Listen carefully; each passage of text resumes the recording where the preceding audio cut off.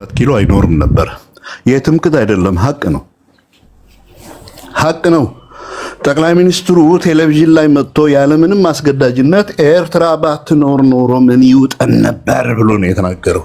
ሰማለ ታምራት፣ አንተ ቁልፍ አፍጋላ እዚህ መጥተህ አንተ ሰው ሆነ አሁን እኔን ልታስተምረኝ ኤርትራ ባትሆን ኖሮ ኤርትራ ባትኖር ኖሮ ምን እንሆን ነበር ብሎ ነው የተናገረው። ባጫ ደበሌ፣ ብርሃኑ ጁላ ራሱ ጠቅላይ ሚኒስትሩ እናንተ ወደ ግብጽ ትሄዳላችሁ፣ እኛ ትልቅ ሀገር ነን። ምን ትልቅ ሀገር ነህ አንተ? ወራዳ እናት፣ ሴቶች፣ ህፃናት እየገደልክ በየቤተ ክርስቲያኑ እያረድክ። እውነቴን ነው፣ ከልቤ ነው የምነግርህ። ደግሞ ጊዜያችሁ ቀርበዋል። ገብቶሃል? እኔ ልታስተምረኝ እንጂ ቤት እንዳትመጣ ሁለተኛ። ይሄ ነው ነገር ፈልጌ የምትከራከር ሰውም አይደለም። እኔ የብሔር ተረኛ በቋንቋ በብሔር ማመን አይደለሁም። ኢትዮጵያ ያሳዝነኛል። የኢትዮጵያ ህዝብ በጣም ያሳዝነኛል። ኦሮሞውም፣ አማራውም፣ ትግሬውም ሁሉ ህዝቡ ያሳዝነኛል። ገብቶሃል? በአንድነት መኖር እየቻለ በፍቅር መኖር እየቻለ ታላቅ አገር እያለው ትንሽ ሀገር አድርጋችሁ ትንሽ ህዝብ አድርጋችሁ በጎጥ በሃይማኖት በቀበሌ በብሔር ከፋፍላችሁ ህዝቡ መታወቂያ እንኳን ኢትዮጵያዊነት ያለው መታወቂያ እንዳይይዝ አድርጋችሁ እናቶች የኢትዮጵያ ባንዲራ ጥለት ያለው ነጠላ እንኳን እንዳይለብሱ ከልክላችሁ ዛሬ ኢትዮጵያ ትልቅ ነኝ ትለኛለህ። አንተ አታፍርም?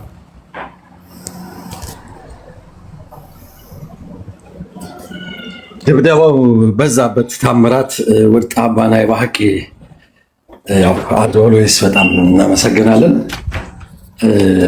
ታንክ ዩ። ራፓፕ የምታደርጋት ካለ ግን ራፓፕ አድርጋት ጠቅላት ወጣባ።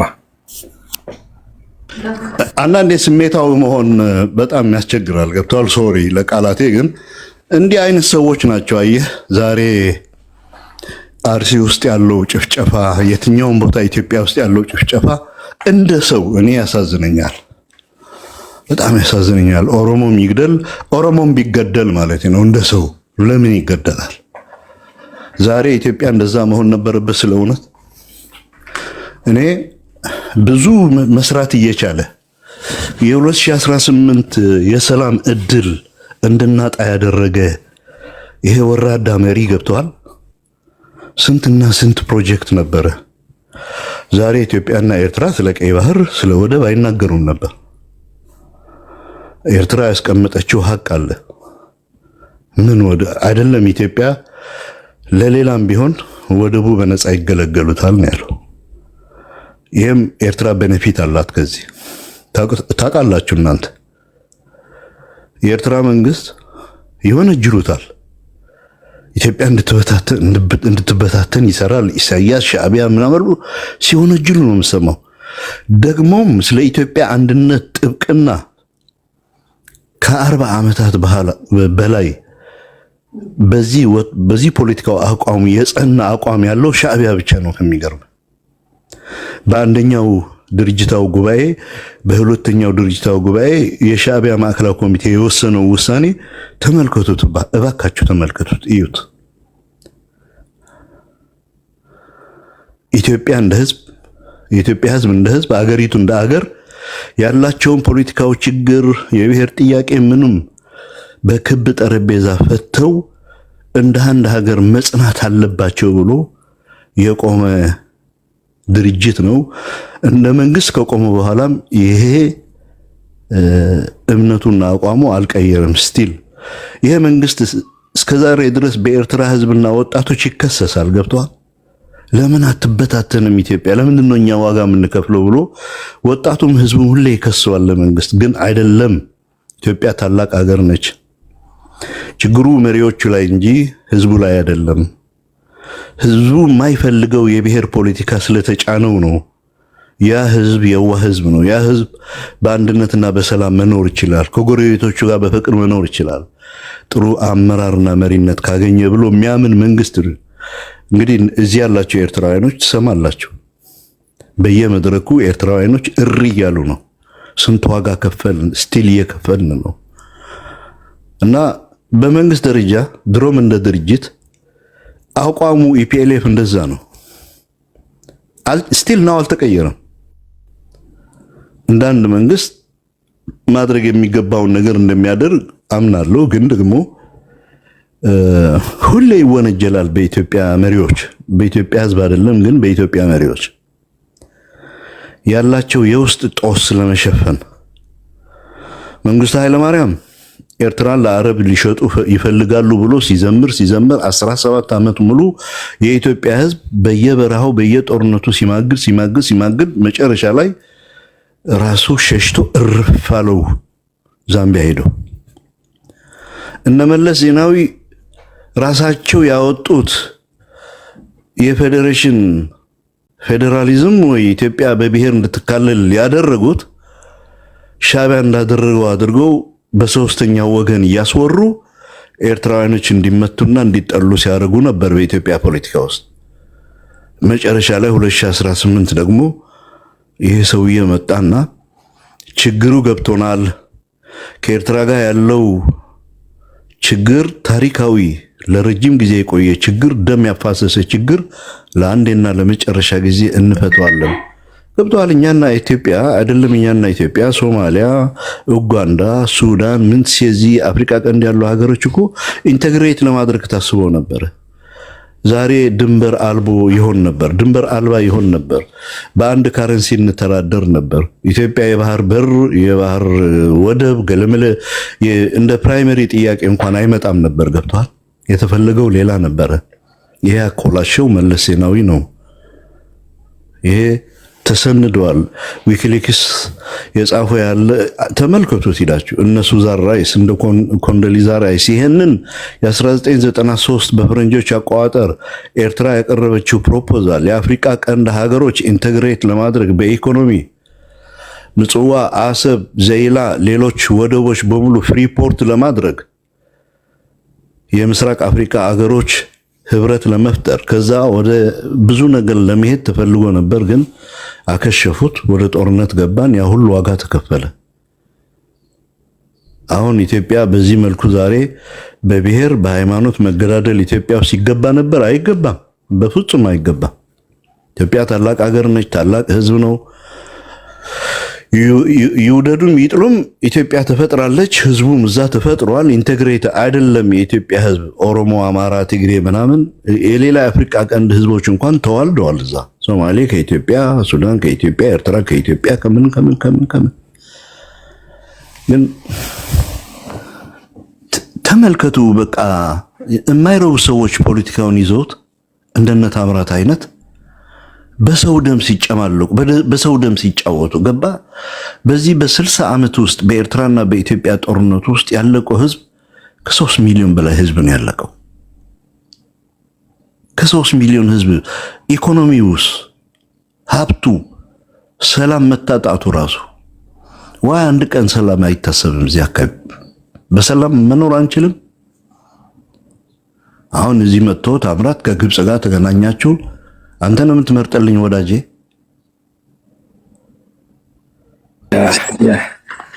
ቴንክ ዩ ወድ ጣባ። እኔ በእውነት ወድ ጣባ 3 ሰዓት ሙሉ ቢያወራ ቁጭ ብዬ ነው ማዳመጥ የሚገባኝም። ደግሞ ብዙ ትምህርት ከሱ ወስጃለሁኝ። ብዙዎቻችን ግን አጋጣሚ ሆነ አሁን ልንገር፣ እኔ የመጨረሻው የምለው ቃል ኢትዮጵያኖች፣ እኔ አሁን የብልጽግና ገልመለተው አይደለም ይሄ የምርኮኛ ስብስብ። ኢትዮጵያኖች ከኤርትራ ጋር ያላቸውን ቅራኔ ይበሉት ጸብ ይበሉት ወይንም ውድድር በምንም ብትለካው ምንም በለው ከኤርትራ ጋር ያላቸው ችግር ታሪካዊ በሆነ ወስነው ጨርሰው ፋይሉን ካልዘጉት በስተቀር ኢትዮጵያ የምትባል ሀገር አትኖርም። የአፍሪካ ቀንድም በሰላም አይቀጥልም። ያ ምልክቱ የሚያሳይህ ምንድን ነው? ለኤርትራ ከኢትዮጵያ ጋር መወዳጀት ትቀርባት ነበረ። ከግብፅ አይደለም ወይ ከሱዳኖች አይደለም። ገብቷል? ባይሆን እኛና ኢትዮጵያ በአንድ ፊደል እንጠቀማለን። እኔ አዲስ አበባ ብሄድ ኤርትራዊ ነህ የሚለኝ የለም። የአዲስ አበባው ሰው አስመራ ቢመጣ የአዲስ አበባ ሰው ነህ ቢናገር ነው ትንሽ በመልክ የሚለየው የለም። ግብፅ ብሄድ እኔ ኤርትራዊ ነኝ ወይ ኢትዮጵያዊ ነኝ ወይ ደግሞ ሀበሻ ነኝ የሚሉን። ገብቷል?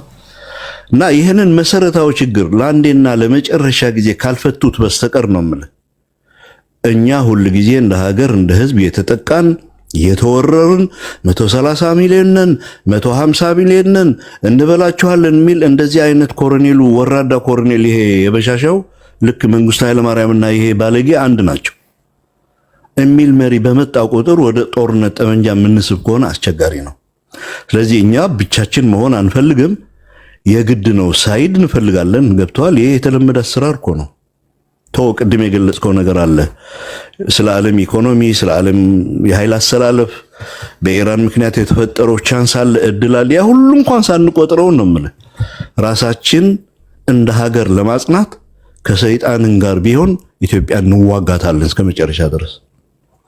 ደግሞም ኢትዮጵያ እስከ መጨረሻ አትዋጋንም። ምክንያቱም ኢትዮጵያ የምትባል ሀገር የለችም፣ ኢትዮጵያዊነት የለም። ያ አብቅቶለታል። አህዳዊት ኢትዮጵያ የለችም። ካሁን በኋላ እኛ የምታሰጋን ኢትዮጵያ ሳይሆን ፈርሳ የምታሰጋን ኢትዮጵያ ነው የሚያሳስበን እንጂ እንደ ሀገር ጸንታ ሀገር ሆና የምትከላከለን አይደለም። ኢትዮጵያ ወይም እንዳትወረን ወይም ኮሎኒ እንዳትይዘን ሳይሆን እንዳትፈርስ የምታሰጋን ኢትዮጵያ ነው የተፈጠረችው። 4 ነጥብ። ታምራት ይህንን አስበህ ሂድ ከዚህ በኋላ። ቴንክ ዩ ወድጣባ ያ ታምራት አይ ቲንክ የሆነ ነገር ልታሳየን ፈልጋል። ወደ አንተ ነው መጣው። ብዙ ጊዜ ማንኛውም ኤርትራዊ አንድ ነገር ሊረዳ የሚገባው ኢትዮጵያ በታሪኳ ባለፈው የ3000 ዓመት ታሪክ አለኝ የምትለው አንደኛ የ3000 ዓመት ታሪክ የላትም። የኢትዮጵያ ታሪክ የሚጀምረው ከነ አጼ ፋሲል ነው። ኦር ይሄ በአክሱም እንደ ወታደር ሆነው የነ ዞስካለስን አክሱማይት ኪንግደምን የፕሪ አክሱማይትን ታሪክ ወደ ያሃ ያመጣው ኤርትራ ላይ ያለው የበለው ከለውና የነቋይቶ ታሪክ ነው እንጂ የኢትዮጵያ ታሪክ አይደለም። የኢትዮጵያ ታሪክ የሚጀምረው የዛሬ 800 ዓመት ወር 1000 ዓመት ነው። በዚህ በ1000 ዓመት ጊዜ ታሪካቸው ሁላችሁም ልትረዱት የሚገባው ከጦርነት ውጪ ኖረው አያውቁም። የሚያውቁት ጦርነት ነው። አጼ ዘርዓ ያዕቆብ፣ አጼ ይኩኖ አምላክ ዩ ኔም ኢት ሁሉም ከጦርነት ውጪ ያሳለፉባት ጊዜ የለችም። እነዚህ ሰዎች የማያውቁትን ነገር እውቁ ብለን እኛ ልናስገድዳቸው አንችልም። ማድረግ ያለብን ሽፍት ማድረግ ብቻ ነው። ኦር ኢትዮጵያ የምትባለው ሀገር እንዳትዋጋን አቅም ማሳነስ ብቻ ነው። ይሄ በግልጽ ነው የምናገረው። ከነሱ ጋር ገተታ አያስፈልግም። ሌላው ሰኔ 20 ኔክስት ሳተርዴይ ሁላችሁም ኤርትራውያኖች ከማንኛውም ሰው ጋር እንደዚህ ዛሬ የምናደርገውን አይነት አሊጌሽን ክርክር ምናምን አያስፈልገንም። ሰማዕቶቻችንን የምናከብርበት ሻማ አብርተን በስነ ስርዓት እንትን የምንልበት እንጂ ጭቅጭቅ ውስጥ ማንም ፑቲንም ሁን ጓልዲሲ ሁላችሁ ቤታችሁን ከፍታችሁ ማንንም ሰው መጋበዝ የለባችሁም። ታምራት ማሳየት የምትፈልገውን ነገር አሳይ።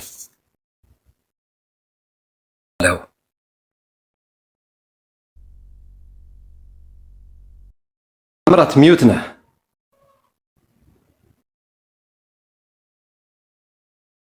ታዝወዲ ደንቆሮ ይመስልና ይሰማል።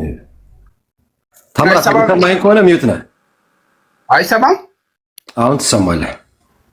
ኦኬ ኖ አኒያ ቅድም ማን ነው ዶክተር ሳሚ ነው አውርቶ በወጣው ፖይንት አንድ ነገር ብቻ ነው ማሳየት የፈለኩት። ሌላ መልስ የሚገባው ነገር እንኳን ብዙም አልሰማም።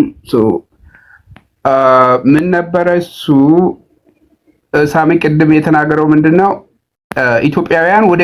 ኢትዮጵያ ወደ ኢንተርናሽናል ኮርት መሄድ አትችልም ብለህ ተናግረሃል ነው ያለኝ። እንደሱ ሳይሆን ያልኩት በአይሲጄ ወይም በዓለም አቀፍ ፍርድ ቤት ሀገራት እንዴት እንደሚዳኙ የሚወስነው ህግ ይሄኛው ህግ ነው። ኢንስቲትዩት ኦፍ ኢንተርናሽናል ኮርት ኦፍ ጀስቲስ ወይም አይሲጄ በምንለው መስፈርቶች አሉ። ለምሳሌ አንድን ሀገር በዓለም አቀፍ ፍርድ ቤት ለመክሰስ መጀመሪያ የሀገራትን ሉዓላዊነት ሪኮግኒሽን መስጠት ግድ ይላል ማለት ነው። ያ ማለት ኢትዮጵያ ለምሳሌ አሰብ ፖርቱ ብቻ ሳይሆን ቴሪቶሪው አምስቱ ታምራት እኔ ላሳጥርልህና እንደዛ ያለ ሰው ካለ ተሳስቷል። ኢትዮጵያ አይሲጄ ሄዳ መክሰስ ካለባት ይሄ እኮ በጣም በቃ ኢትዮጵያ ሰለጠነች ማለት ነው።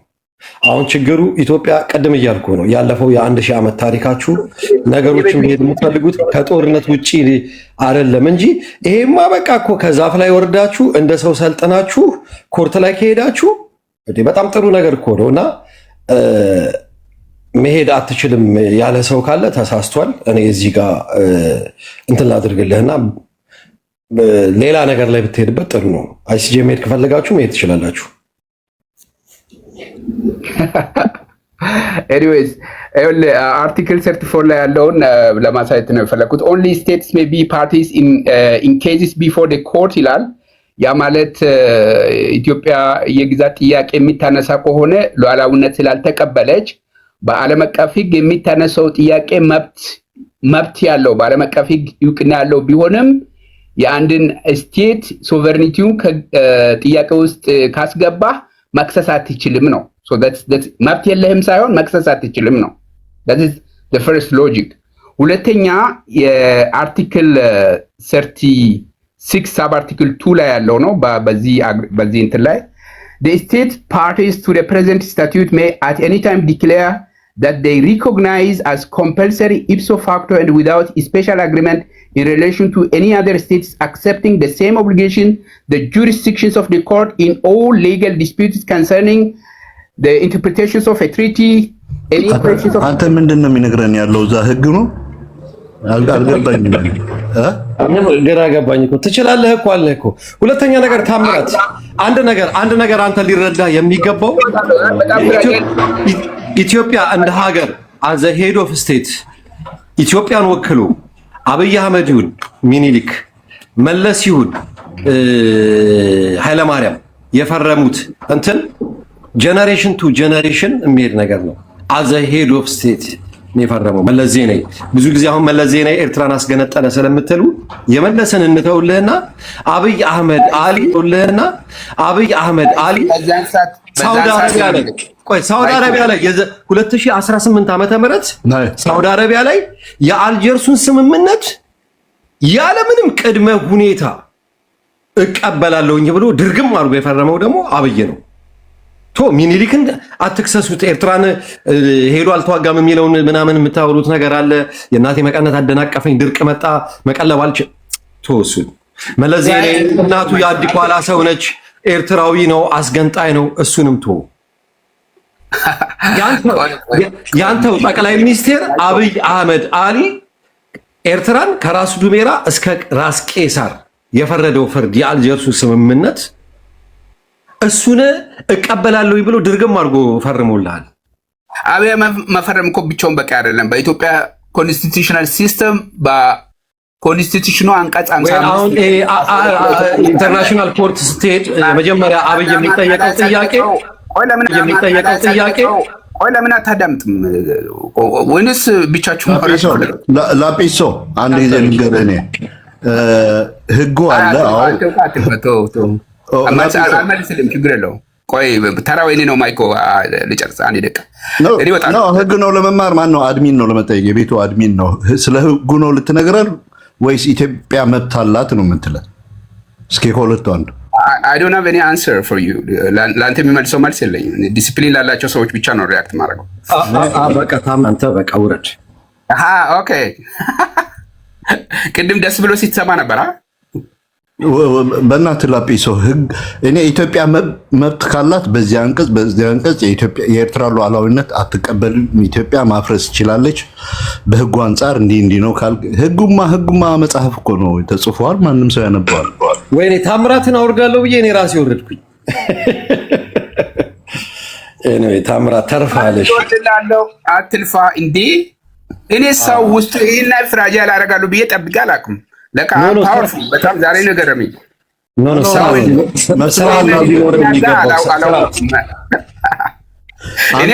ስማ ታምራት፣ በዚህ ፓልቶክ በምትናገራት አሁን ኢትዮጵያ የባህር ቤት ባለቤት ትሆናለች ብለህ ታስበህ አንተ አሁን የምትናገረው ያለ ህጉን ነው። I don't have any answer for your questions። እሺ ውጣ ታዲያ። እሱም ያንተ ጉዳይ አይደለም። ዋይ ነው ይወጣ ከገና